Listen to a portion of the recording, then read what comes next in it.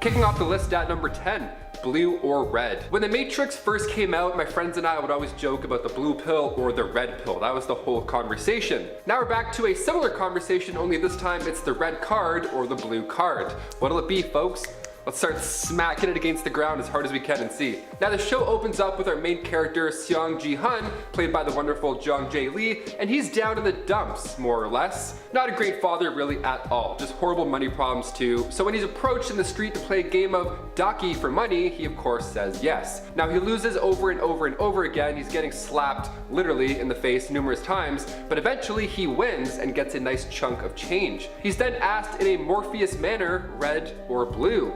Ji-hun chooses blue and subsequently ends up as a player in the Squid Games. Now what if he chose red? Well, an ongoing theory suggests that those who ended up in similar debts that chose red ended up becoming workers there instead of players. TikToker Lucy What One posted this question online, so now we're talking about it in the office all day long. Okay, so this theory checks out. It's stated in the game that everybody is equal, but you know what? I'm a blue guy for sure. If I had to pick, I would be so screwed. I'm like, blue looks nicer. I like blue. I'm a blue guy. Number 9.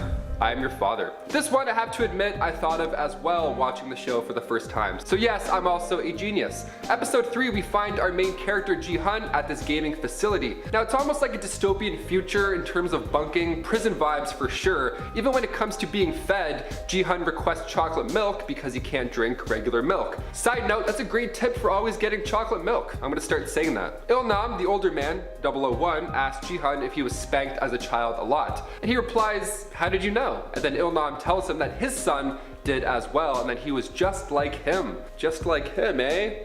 Interesting. Episode 3, sprinkling in those key factors. Now cut to the marble game, episode 6. There's a neighborhood setting built for this one, a neighborhood setting that Ji-hun recognizes. Looks a lot similar to the one he grew up near.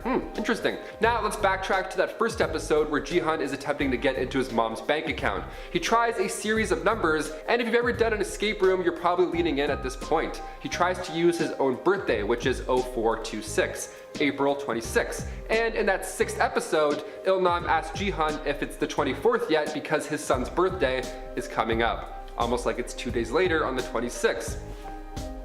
Yeah, maybe, yeah. The numbers as well, the first number and the very last, that tipped me off right from the start of the show. Many believe he was gearing up to hand the games down to his own son. That would be lovely. Here's some chocolate milk and tons of death traps. Enjoy, happy birthday.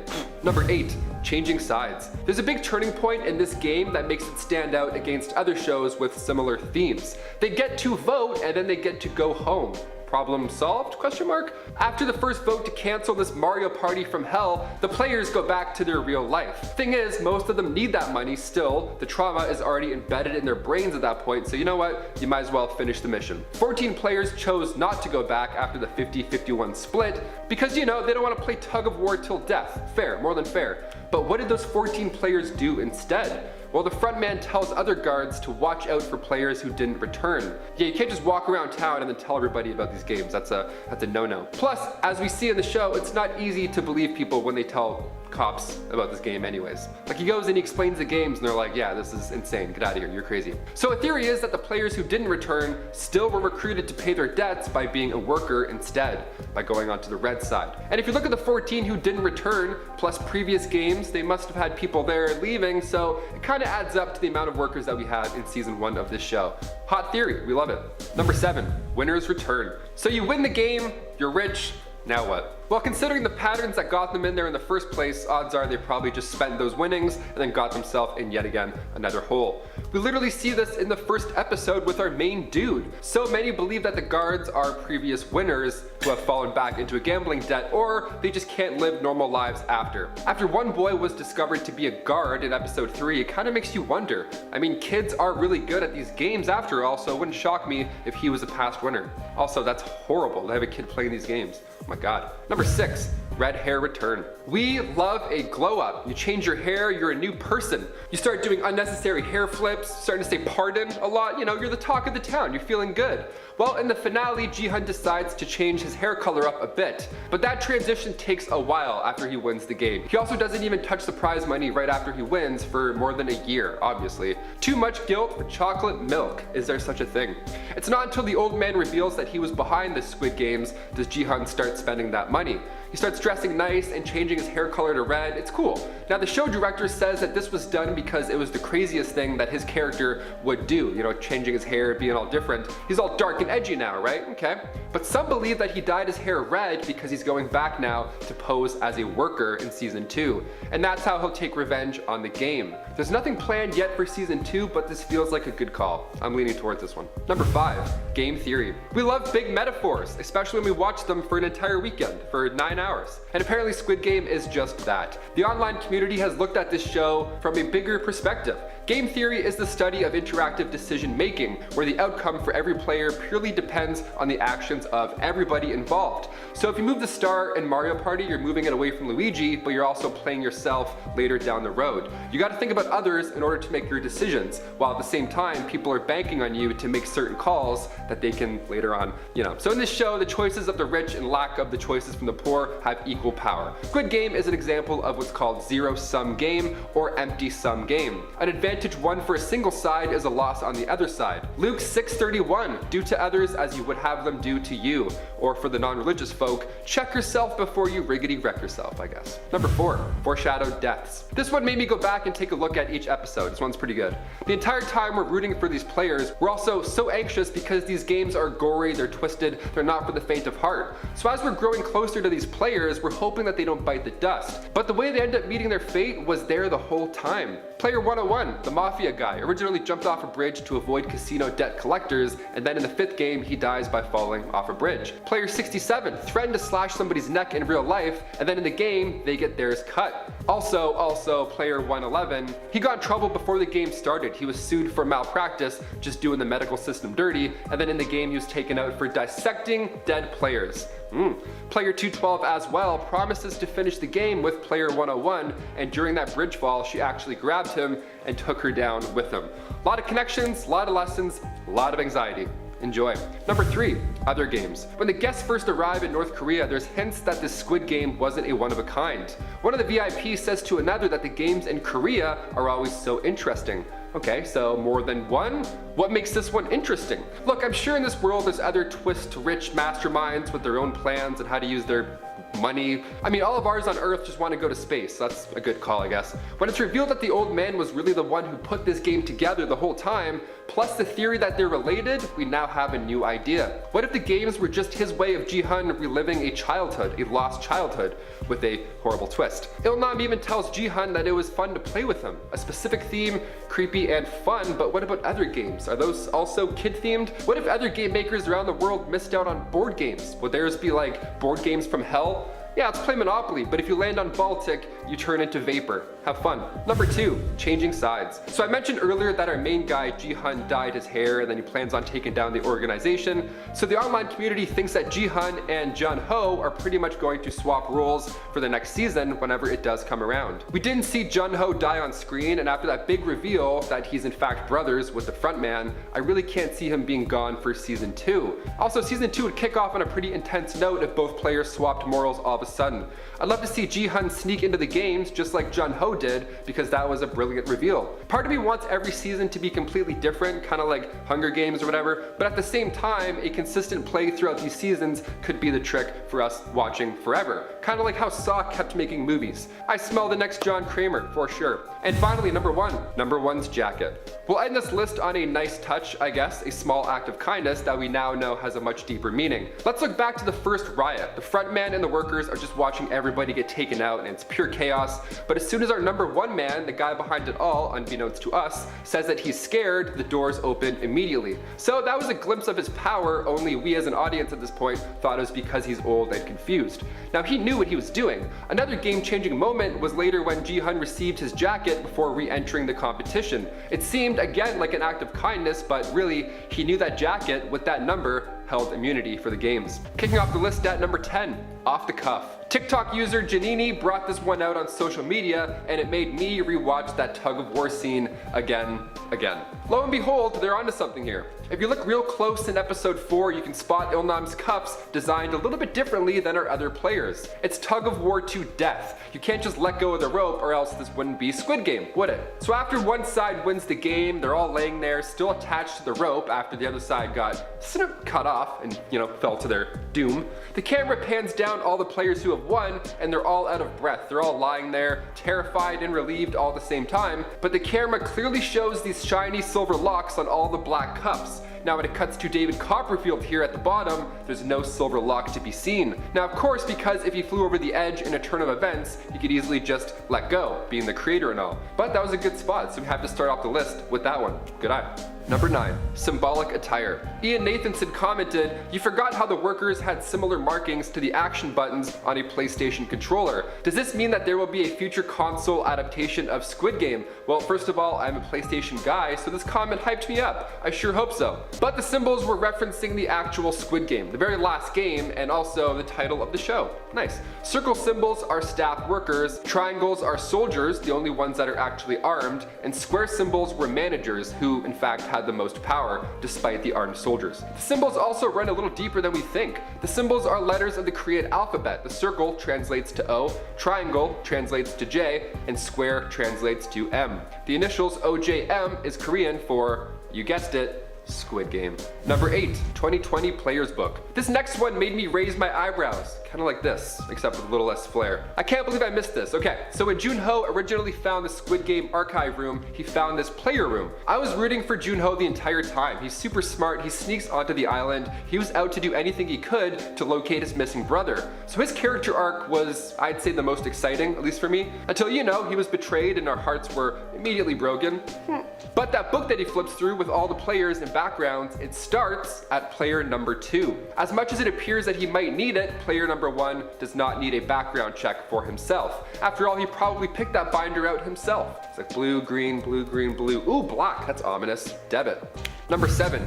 Game clues. So in part 1 of this list, I mentioned that our man Gi-hun will go Hunger Games on this whole operation. Super exciting. We think he's gonna go in this time with, you know, red hair, looking better, and then also a vengeance. But honestly, other theories suggest that he's going to follow his family's footsteps and become the new game maker. They could do 7 more seasons of this show if they went that route. Make this a better version of Saw and we'll watch them all. Show us every kid game imaginable and we're on board. There's even clues throughout the entire season that hint towards the actual games and how to win them. They were there the entire time. It was in their bedroom the entire time, rather. All those hours they had to sit around and look and be bored, literally the wallpaper had more meaning than we thought. I'm surprised the tug of war art didn't tip anybody off, to be honest. Like, that's out there. Maybe I've just done too many escape rooms, but perhaps season 2 will be looking a little bit harder this time around. I know I will, that's for sure. Number 6, red light, green light. This theory is pretty sweet and I'm quite confident somebody is onto something here. The giant doll that was used in the first episode and the red light, green light episode, for one, the doll didn't scan the old man. That was the very first hint that he was up to something while he danced his way through that violent, horrific game. But user Hosala Arts commented on our part 1 and they say, "I'm surprised no one has theorized that the doll from the red light, green light game might be the old man's wife when she was younger. Like, it's not a big detail or important, I guess, but I just wanted to point out my theory on that. It does fit if you think about it. Number 1 created the game, so it would make sense to add his wife in there when she was a little girl. Maybe she enjoyed the red light, green light game, hence to number 1 using her for that game, but as the killer doll, because, you know, he's kind of obviously twisted in some way. So yeah, I love this theory. I think it sticks. I think for season 2, we'll have a similar process, but this time with Gi-hun. I don't know. Maybe we'll see a violent version of the claw game in episode 1 of season 2, and that may mirror his original downfall that led him to the games in the first place in season 1. Number 5, charcoal. In episode 2 of Squid Game, we find our character Sang-woo going through just as much stress as other players. He lost stolen money to the stock market, and his mother's business is also in jeopardy here because of him. The first shot we see of him in the bathroom in episode 2 shows him burning a charcoal briquette. Reddit user Life Changed pointed out that the briquette burning next to him was a sign that he was going to end his own life, possibly, because that was a sign of poverty for when Koreans didn't have electricity back in the day. It's coal being used as fuel would subsequently create carbon monoxide poisoning. Dark detail indeed, but it definitely checks out. Good eye. Number 4, 67. This show hit us right in the feels, man. Oh my god. Player 67 meets her fate in a brutal way. When the bridge explodes, glass hits her and she loses quite a bit of blood. Now when Gi-hun was begging the guards to help her, that's when player 218 comes in and attacks her. He gets her right in the neck. So gross. He did that so we could of course get a spot in the finals, but we were rooting for her the entire time. In fact, we're still rooting for her. One theory suggests that she's still alive, as her death wasn't announced over the intercom like other players. We just heard music and it was a slow-mo. We didn't really hear anything, to be fair. Plus, she did have a knife on her at the time of her death, so maybe we'll see an epic flashback where she cuts herself out of that black box before it's lit up. That'd be a pretty epic scene. You've never cut faster in your life. I'd be like, Number 3, don't pick me. Do you ever find yourself in gym class in the morning hoping you wouldn't get picked for a game? Your teacher pulls out 30 pylons at 8 a.m. You're like, no man, I just ate a giant bowl of Cinnamon Toast Crunch 10 minutes ago. I'm gonna throw up. Well, before the marbles game, players were asked to get into pairs, and unbeknownst to us at the time, if you were the odd player out, you got to skip ahead to the next game. Fast pass to freedom, baby. So when we see the old man sitting in the corner hanging out by himself, being old and confused and old and sad, theory has it he was trying to duck out so he wouldn't get picked. That way he can skip ahead safely and no one would ask questions. Also, not a bad plan from him from the start if that's true. He probably thought, no one's gonna pick me because of my dementia. Imagine he's like, sorry, I can't play. I just had some chocolate milk and my tummy hurts. Can I go to the next one though? Skip. Number 2, time well wasted. Right off the start, we see the old man's dementia is going to play a huge role in this show. It's so stressful too in the first viewing because you're like, stop moving, man, stop smiling. You're gonna blow up, stop. But at this point, it makes sense he was having a good time because he was safe throughout the entire game. The dementia play is a great move because we see Ilnam use it to get through the first 2 games easily. He remembered the song from his childhood as well as a tug-of-war strategy, but then marbles came in and he just dropped the ball. Pun intended. Each team had 30 minutes to finish the task and his dementia just happened to keep him until the very end of that clock. Then he was supposedly shot off screen. Now if he lost during the game, it would be obvious that he's running the whole operation because how would you fake it then in front of everybody? Plus the old man was the tiebreaker for ending the games earlier. This guy just likes putting people through it, I think. He reveals at the end of the show that the VIPs all thought that living is no fun when you have too much money. I mean, jet skis are also pretty fun. Just an idea, I don't know. And finally, number 1, keys to the VIP. So we think we figured out most of these tricks in Squid Game Season 1. We have theories on how to become a player and we have theories on how to become a worker. But what do we know about these VIPs with cool masks and they're so sexual? Reddit user Establishment Wild 263 believes they've cracked the code. This was posted just a few days ago, hot off the press folks. They say, everyone who watched it knows this game isn't run for nothing. It's for people like VIPs to spectate and then bet all their money on the game. My theory is that when Seong went to the bank all his prize money was stored in, he was almost or actually offered a place as a VIP. See, the bank teller tells him your money is now in a regular savings account, but you get almost no interest with that account. And our bank is offering a VIP consolation service for VIPs like you. Now, at one point it's mentioned here that these VIPs spectate the games because they have nothing else to do with their money, and seeing as Jihan didn't touch any of his prize money, they may have wanted to offer him a VIP spot. Now that doesn't mean every VIP is a game winner per se, but some could be. And we also know that the policeman's brother was a contestant and then became the front man, so it's not impossible for winners to just get money and then dip. Let me know what anyone else thinks of that theory. Great theory, we actually like it so much that we're gonna end this list on it. Good call, Establishment Wild 263. Starting off in our number 10 spot, we have Three Kings Cross. Three Kings Cross is an interesting game, to say the least. It has been described as a meditation ritual, a conduit to the unknown, or perhaps an invitation to the supernatural. Whatever you need it to be. This game originated on the No Sleep Reddit in 2012, but even the person who posted it wrote with it, "Please don't actually try this. This creepy game involves one principal player and one partner, and it's integral that the player fully trusts the partner. It is also said that this game should not be attempted if either person is going through any kind of hard or stressful time in life, and definitely do not attempt under the influence. Basically, after a very specific setup that involves chairs, mirrors, setting your phone's alarm to 3:30, and holding an object of sentimental value. Once 3:30 rolls around, you get into your throne that you would have all set up. Basically, once you're in the throne with a candle lit, you can't look at any of the mirrors, but it is here where one mirror will hold the queen and one mirror will hold the fool, but you may not know which one is which. You can proceed to ask them questions and you may or may not receive answers, and even if you do, depending on on if it's the queen or the fool, you may just be receiving lies. You may remain here until 4:34 a.m., which is when your partner should call your name to pull you out of the game. I'm not gonna lie, this game sounds way too eerie for me to even think about trying to play it. In our number 9 spot today we have the elevator game. This game is said to have originated in Korea, and all you need for it is yourself and an empty elevator in a building that has at least 10 floors. Here's the rules. Enter the elevator alone. Do not get out on any of the floors. If any outsiders get on the elevator, you'll need to start over. Proceed to the 4th floor. Descend to the 2nd floor. Proceed to the 6th floor. Return to the 2nd floor. Ascend to the 10th floor, return to the 5th floor. Here on the 5th floor is when people start experiencing strange things. Once on the 5th floor, people usually say is when they begin encountering a young woman. It's important not to look at or interact with her. It's normal for her to try and contact or try to speak with you, but the game states to ignore her. After this, you press the button to the 1st floor and one of two things will happen. 1. If the elevator goes down to the 1st floor, then you need to exit immediately and silently and do not look back. Or 2. If the elevator goes up, this means that you've been allowed into the other world.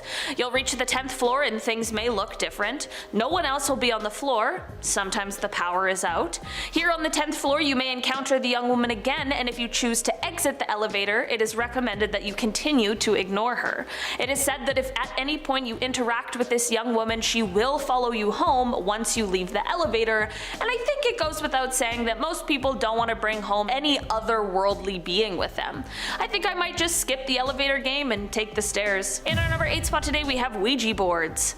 I've said it before and I'll say it again. Ouija boards are not to be messed with. Why can't we just leave spirits and otherworldly beings alone? You know, Ouija boards, if you haven't heard of them before, are boards that are printed with letters and numbers and sometimes other signs or a simple yes or no. Users of the Ouija board place their hands on a planchette or pointer, and as they contact otherworldly beings, you can ask questions, and then whatever you've contacted is supposed to take hold of the planchette and either answer your questions with the signs labeled on the board or spell out the answers if the signs aren't enough. Basically, it's like iMessage, but for demons. Need I say more? There have been countless stories of people using Ouija boards in extremely haunted places, or some people not closing their Ouija board sessions properly and then having to face the consequences of those decisions. Whether you believe in ghosts or not, it's probably best to just play this one on the safe side and leave the ghosts alone. In our number 7 spot today we have Randonautica. Randonautica is an app that absolutely blew up on TikTok last year. The app uses a quantum number generator to give you some coordinates that are in your area so that you can go and explore, which would make it seem like some sort of fun adventure game that shows you new places you haven't seen yet, but instead there have just been countless stories of people encountering some pretty creepy stuff while out randonauting. People have had paranormal experiences, many of which have been well documented on social media, while others have found objects that are most definitely cursed.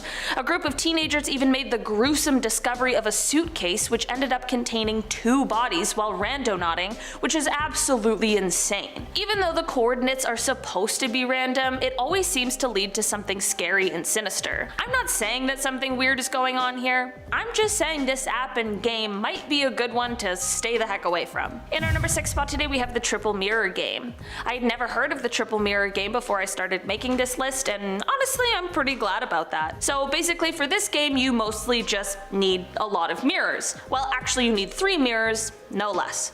You'll also need a big white unscented candle. The unscented part is preferred because I heard ghosts don't like eucalyptus. So anyway, you light the candle and put it on the floor, and then you configure all of the mirrors in such a way that they reflect the image of the room's door in all 3 of the mirrors. It's not an easy setup for this spooky game, but that really is the hardest part. Once you get all the mirrors meticulously placed in the correct way, it is said you'll be able to see all of the ghosts that inhabit your room only through the 3rd mirror. Sometimes these ghosts will only be seen in flashes, and I'm not sure if that's more or less creepy. I'm not gonna lie, this game doesn't sound fun. In our number 5 spot today we have Charlie Charlie. Charlie Charlie went viral a few years ago as it quickly became a social media challenge that people wanted to try out. The game consists of crossing 2 pencils over one another on top of a piece of paper marked with yes or no. From there you can ask Charlie questions, and apparently the top pencil will move depending on the answer to your question. Who is answering your questions? Well, apparently Charlie, who is said to actually be a demon.